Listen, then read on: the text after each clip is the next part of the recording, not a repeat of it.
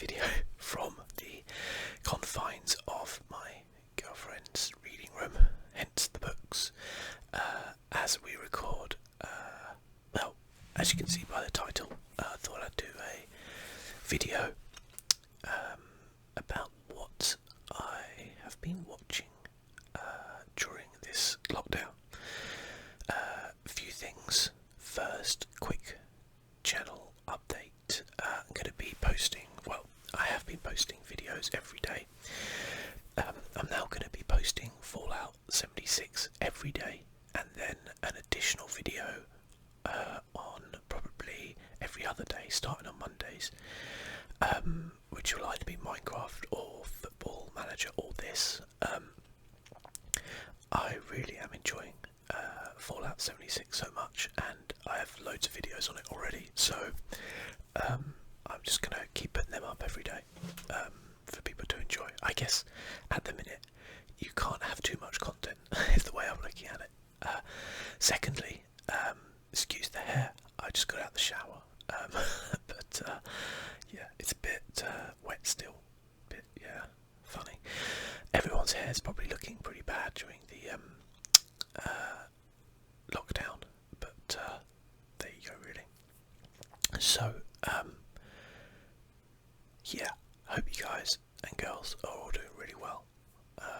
I know these are like tough times currently, and they're not going to be over anytime soon, but if you made it this far, you'll make it to the end, so don't worry. The first weeks will always be the hardest. As soon as we start to, flatten that curve out a bit, which is happening in a lot of countries out there,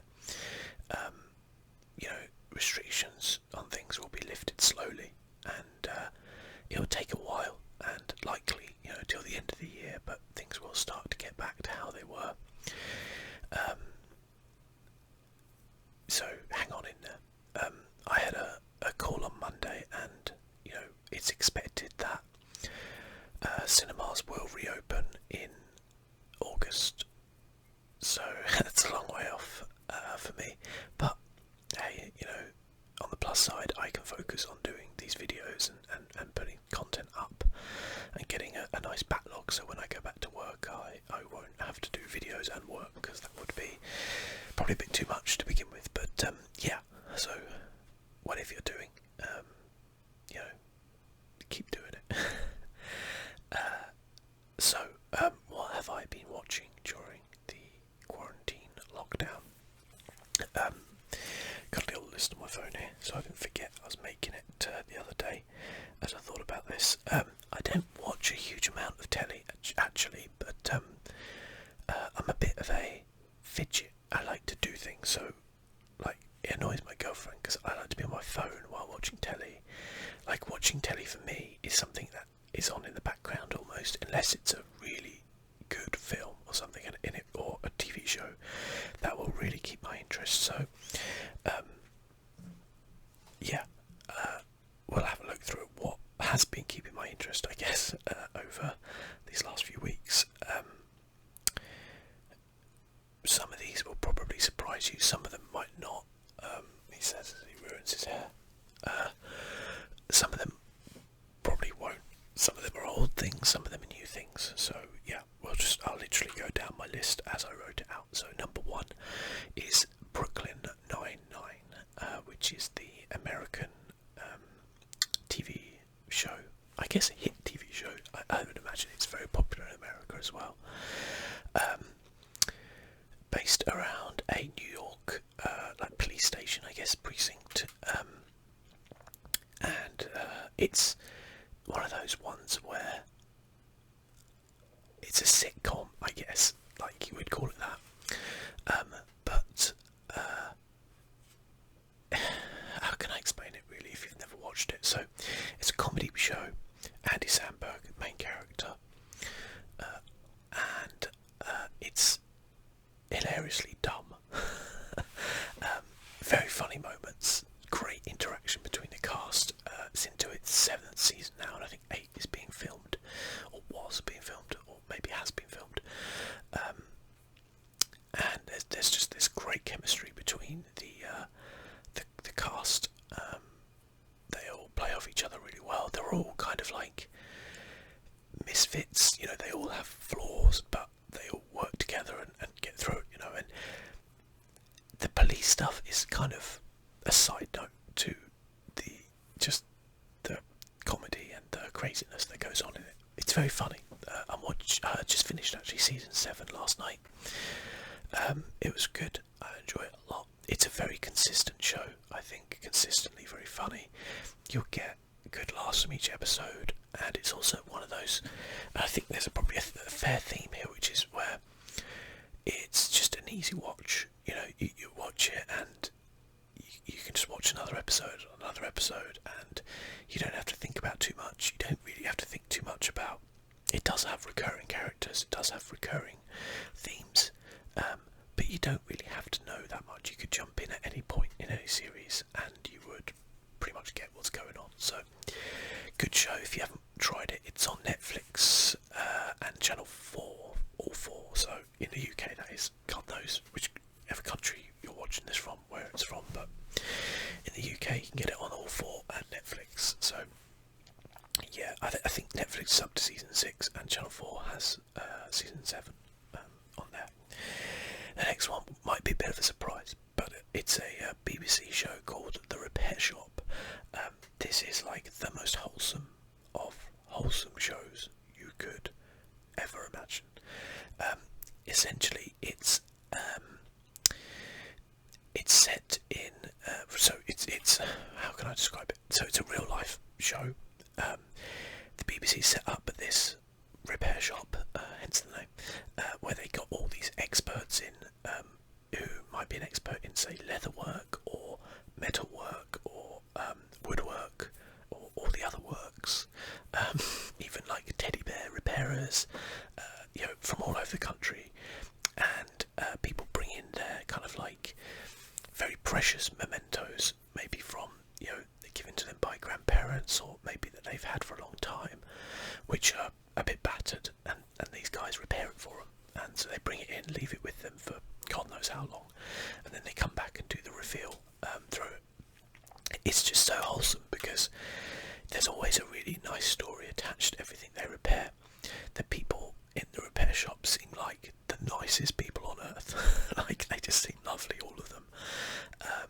They all seem to get on really well. It just seems so idyllic and perfect, and it's set in a place called it's an open air museum called Singleton, and it's just like this beautiful countryside, and they repair everything from big wooden dressers to tiny little watches to teddy bears to just pretty much anything you could think of. A guy brought in I watched last night a box full of wood, which was a ship's wheel, and they had to kind of piece it back together and make it all nice for him.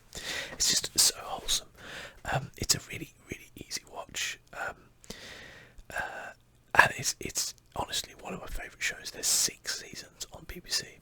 It recently got moved to BBC One from BBC Two. But those who don't know, BBC One is a lot more mainstream than BBC Two because it's so popular. And as I said, on the iPlayer there are 6 seasons now for you to watch. You can jump in anywhere. There's no story basically. Let me have some tea.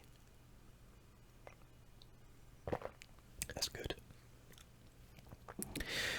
Yeah, there's no story.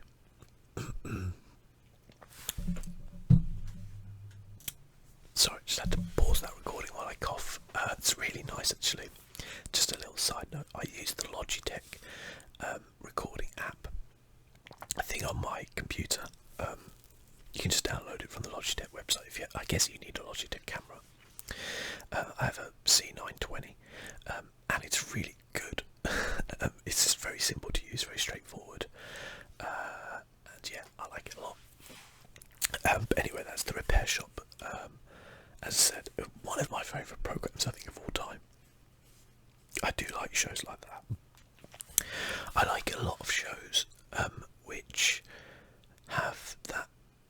The Repair Shop doesn't have any element of competition, which I like, but I do like those kind of competition shows. So whether it's like Bake Off, I like the one with the pottery, the Great Pottery Throwdown.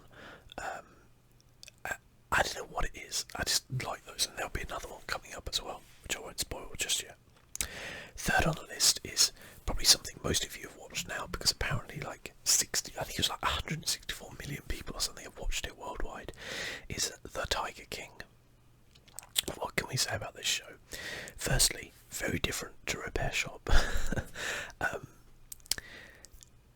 Tiger King is set in, I think, Oklahoma, and it's a kind of documentary about, well, it's about a few people, but the main character is called Joe Exotic, and he owns a zoo which holds hundreds of tigers and lions and exotic animals. So in America, it's legal to have exotic animals as pets, I believe, which is a bit weird, but yeah, it's America. They have weird laws, but it's, how can I put it? This guy Joe Exotic is, regardless of the tiger thing, you could just make a TV show about him. I don't want to spoil it if you haven't watched it, and I'm not going to spoil anything in here other than just talk a little bit about what they're about.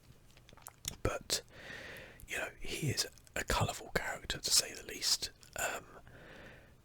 There are so many stories within this show. It's not long, it's maybe 5 or 6 episodes, and basically it kind of focuses around Joe's life in the zoo and it kind of spiralling out of control, mostly because of his obsession with a lady called Carol Baskin, who wants to basically shut down zoos, I guess, and not allow people to privately own these animals. You know, I don't know whether people should be allowed or not to own these animals, but I know everyone featured in that TV show should not be allowed any sort of animal at all, whether it's a gerbil or a tiger. Just, they're all awful people. The show is, it's a really interesting watch. It's a hard watch because there's barely any redeeming features in any of the people in there. Like, on some ways it's almost like a race for who can be the worst person, who can have the murkiest background, who can, be a borderline psychopath.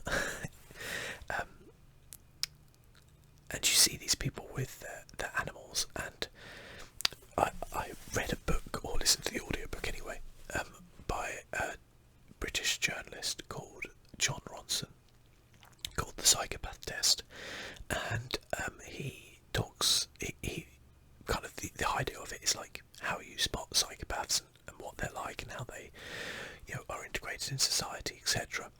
Well, he was saying that he used to think that psychopaths, they always had this association with these dangerous animals, and he used to think it was because they saw themselves on par with them, like they saw themselves as the tigers, the lions. But actually now he thinks it's because they think of themselves as better, more dangerous, stronger, and they like to control them and keep them in cages and stuff like this. And you could kind of see that through this. Is it is for all of the people in there, this kind of ego trip of yeah, I own tigers, and look at me, I'm in a cage with tigers. And yeah, as I said, everybody in the show comes out of it badly, really, apart from probably a handful of people who are not the main focus of the show, really. The one who I felt sorry for was actually, I'm not going to spoil it, but yeah, there's a few people in there who I do feel just wanted to look after animals, and I think they said at the end, all this stuff that goes on, and the animals are almost just like a backdrop to it. That they're just, they were there as an ego trip, basically. It's sad, but it's interesting because I never knew things like this existed in America, really. I never knew people there are apparently more animals in captivity in America than there are just in the wild, like tigers. That's mental. What are they doing with them all? And you saw lots of shots of people just holding tiger cubs for Instagram, stuff like that. And I was like, that's terrible. Why? Awful things. If you follow anybody who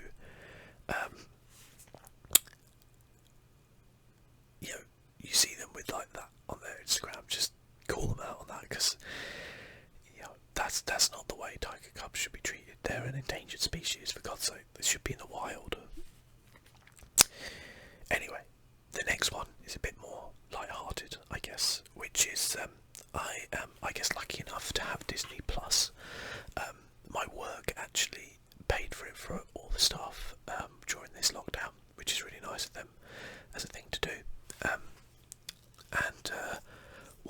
suppose I'm not a massive Disney fan to start off with, as in classic Disney films. I've watched a fair few, mostly Pixar stuff. I haven't watched a lot of Disney stuff.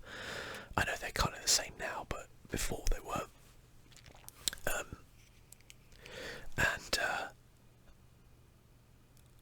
But I think there's quite a lot of interesting stuff on Disney Plus that isn't what you would call classic Disney, you know, the animated stuff.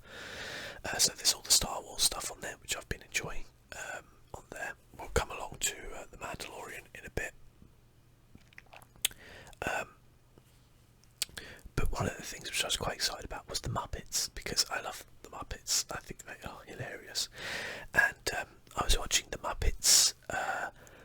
It's just called The Muppets. I think it was from 2015, and it was an ABC show, and it's like a mockumentary of a late night show that Miss Piggy hosts, and it's honestly hilarious. Me and my girlfriend watched the whole season, and we loved it a lot. It was incredible. It was a lot more adult than, not to say there's like swearing or anything, but like it wasn't aimed at kids. It is an adult kind of show, deals with a lot of adult kind of issues, but it is very light-hearted and funny. And yeah, it's awesome. I loved every second of it.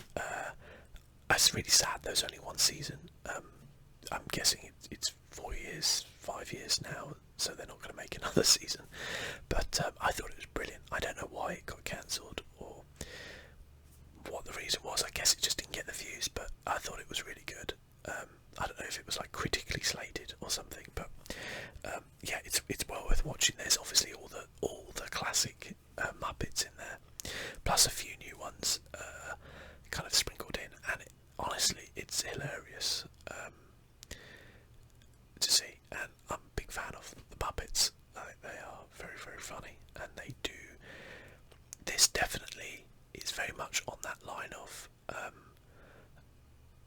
like you could let a kid watch it and they'd enjoy it, but I think that adults will get the most out of it. So yeah, you could watch it with your kids and probably be laughing more than they would. I think. So yeah, I was talking about Star Wars, and I've actually been watching the Star Wars movies with my girlfriend. She has never seen a Star Wars film before. We've watched the A New Hope and The Empire Strikes Back. Hopefully we're going to be watching Return of the Jedi soon, and I think we'll skip the prequels. I wouldn't say she's really into Star Wars, but she enjoyed those films. I think we'll skip the prequels and move straight on to the newer ones. I'm not saying, well, the prequels are pretty bad, aren't they? But I'm not saying that they're terrible movies. They're just, I feel like they're not intrinsic in some ways. Like, they answer a few questions, but they throw up a lot more. So, you know, they're a bit, well, everyone has opinions, I'm sure, on the prequels. I don't think they're as bad as some people make out, but they're not good. So, yeah. So Star Wars movies, and also The Mandalorian. So, in The Mandalorian has only just come out in the UK. Disney Plus only launched, I think, end of March, beginning of April. Might have been middle of March, actually. I don't know. I've lost track of all time and space right now. But Mandalorian is really good. So, if you're not a Star Wars fan, I think you can still get something out of it. It's an interesting TV show. It helps if you know the Star Wars universe a little bit. It's not really explaining much to you about anything or anyone. It's just getting on with its story, which I quite like. It's not there, I don't think, as something that, like, I think if you'd never seen, like, for example, if my girlfriend watched it, I think she'd get something out of it, but she wouldn't get as much out of it maybe as somebody who was aware of, you know, Mandalorians, what they are, the Star Wars universe as a whole, and, you know, maybe little nods that they make to other things as well. But I've enjoyed it so far. It's got a nice, so one thing I think that surprised me about it, and again, I'm not going to spoil anything here if you haven't seen it, but a lot of TV shows, especially new ones like this, will have usually even a season of build up to something. So, for example, the Witcher show, TV show, that was based entirely build up, pretty much, like building characters, stuff like that. And then imagine season 2 is where things will start to kick off a little bit. The Mandalorian just kicked off from episode 1, really. It does have a few episodes where it's like monster of the week, as people would call it, but there is still an overarching story throughout the whole season, which is interesting. I think I'm up to episode 5 now. They're releasing them each week in the UK, so we haven't had the whole lot to watch yet, but yeah, it's pretty good so far. It looks great. The production values are as good as any of the films, basically. They look brilliant, and yeah, just been really enjoying it. It seems like a great TV show. I know it's been, actually, I think they've done season 2, or they're doing season 2, and season 3 has been confirmed as well, so there's something for the long term there as well, if you enjoy that. I'm always a bit dubious sometimes of TV shows which go on for a certain number of seasons, because you kind of almost sometimes get Game of Thrones syndrome, where you don't tie up all the loose ends, you try and be a bit too ambitious, and I think with Game of Thrones they needed another few seasons to tie up stuff or play out stories, but I think what happened was the actors and actresses just became too big and were doing other things, and probably couldn't commit to doing that constantly. So yeah, I realised I got off topic there. But The Mandalorian, recommended. Really enjoyed it so far. Next on the list is an English TV show called Friday Night Dinner. There's a new season now. I can't remember, season 5 or season 6, something like that, on Channel 4. And if I don't know if it's out in America, I imagine it probably isn't. It's quite a British humour type thing. Not sure if Americans would get it so much, but it's basically about a family who have Friday night dinner. That's it. There's 2 boys who go around their parents' house. They're adults, and the family is, actually I saw it described on the Channel 4 thing as idiosyncratic, which is they're a bit individual. They're very weird. But it's not ludicrous. But it is. There's always something happening every Friday night. Basically, they never have just a normal dinner, and it's hilarious. I wouldn't say this season has been a classic yet, but there has been some good episodes. But as I said, I think all the seasons are on Channel 4, like all 4, may even be on Netflix as well, actually. It's well worth watching though, it's really good. Really, really enjoy all the guys in it.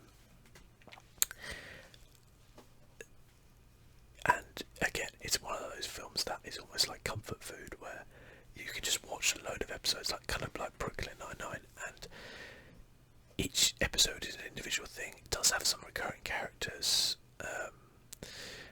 but like you can just jump in anywhere really, and you would get it. So yeah, that's well recommended as well. Friday Night Dinner. Sticking with the Channel 4 theme as well, I've been watching catching up on this TV show I always meant to watch but never got around to, which is called Man Down. It stars Greg Davies, who's mostly known as a stand-up comedian and as Mr. Gilbert in The Inbetweeners, and this show is just bonkers. Like, it's so like it's hilarious. It goes over a lot of lines, and but in a funny way. No, not in an offensive way. In a funny way. So his character is a teacher, actually, funny enough, but just an absolute kind of just straight up loser, basically, and he just gets everything. Like, essentially, without spoiling anything, his girlfriend leaves him in the first episode, and essentially he's trying to win her back through proving that he's like a good person, but in reality he's not. And So everything he tries to do basically backfires, and yeah, it's very, very funny. Rick Mayall's in it. Well, the first season, he unfortunately died before the second season, and I would say season 1 is incredible. It is hilarious. Rick Mayall is bonkers in it. If you don't know who Rick Mayall is, he's a like comedic actor, I guess, in the UK, who was famous for things like The Young Ones and Bottom, and loads of other things really. He's hilarious though. He unfortunately died, as I said, after season 1, before season 2, and he plays the dad who just tries to fuck his son over every opportunity, which is hilarious. There's some really, really funny moments where he basically pranks him constantly. I think there's one where he dresses up as a bear and hides in his car, and then when he goes to drive the car, he basically jumps out and starts mauling him. He pushes him into a Christmas tree. It's just loads of things happen that are very, very funny. It's well worth watching. I think there's 3 seasons, and I'm about halfway through season 3. I would say it perhaps drops off a little bit when you lose Rick Mayall's character, but that's understandable. I think that wasn't something they planned to do. They just had to work with it, and Rick Mayall is such a character that you can't replace him, if that makes sense. He's irreplaceable. So next up, I guess, would be a film that I watched the other day. Actually, my girlfriend had never seen it, but it's definitely up there in my probably would be in my top 10, which is A Few Good Men. It's an incredible film. If you've never watched it, I highly recommend it. It's a Tom Cruise film. Don't let that put you off. It's early Tom Cruise. I actually really like Tom Cruise as an actor, and I do think he's probably the best actor to never win an Oscar, as it were. But he is brilliant in this. It is an action film. It's a courtroom drama, and it also features the likes of Demi Moore, Kevin Bacon, Jack Nicholson. There was a real star cast in there, really. Cooper Gooding Jr. is actually in it as well, funnily enough. I forgot he was in it when I watched it the other night. And my girlfriend loved it as well. She thought it was really good. Yeah, it's just really well structured film. And is excellent. I think Tom Cruise, nowadays, he just really does the Mission Impossible stuff. People know him from there, but if you go back to the early stuff he did, there were some really, really good films in there. And he was a really good actor in those films.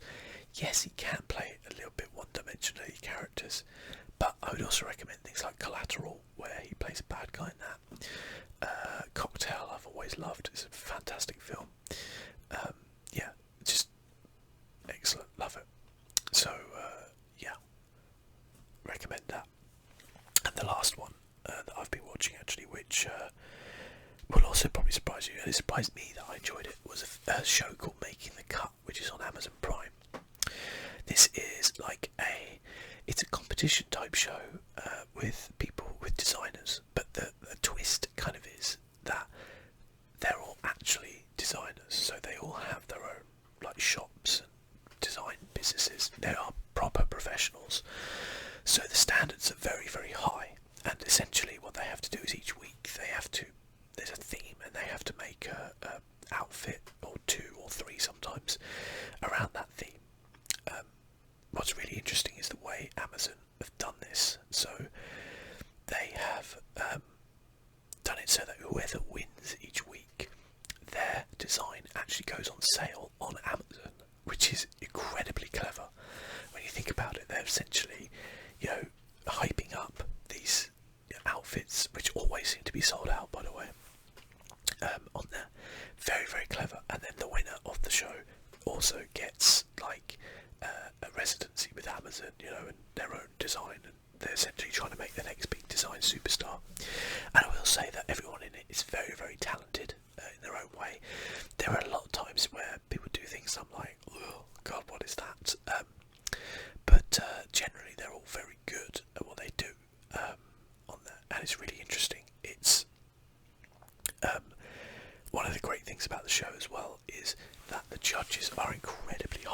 about stuff, but not in a nasty way.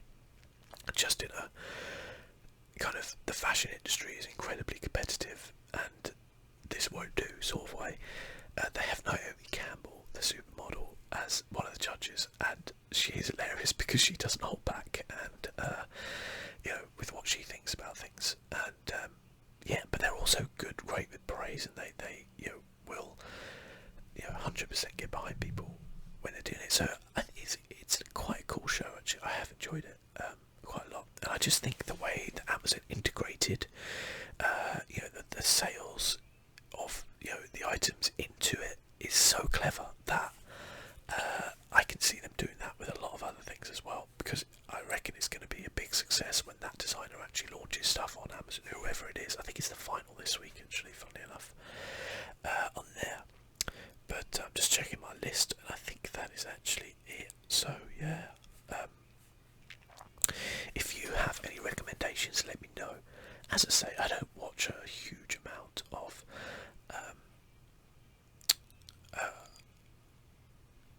content on TV. To be honest with you, I like watching YouTube. I obviously love playing video games, but it's not like I don't have time now, is it? So, thank you so much for watching. Till next time, guys.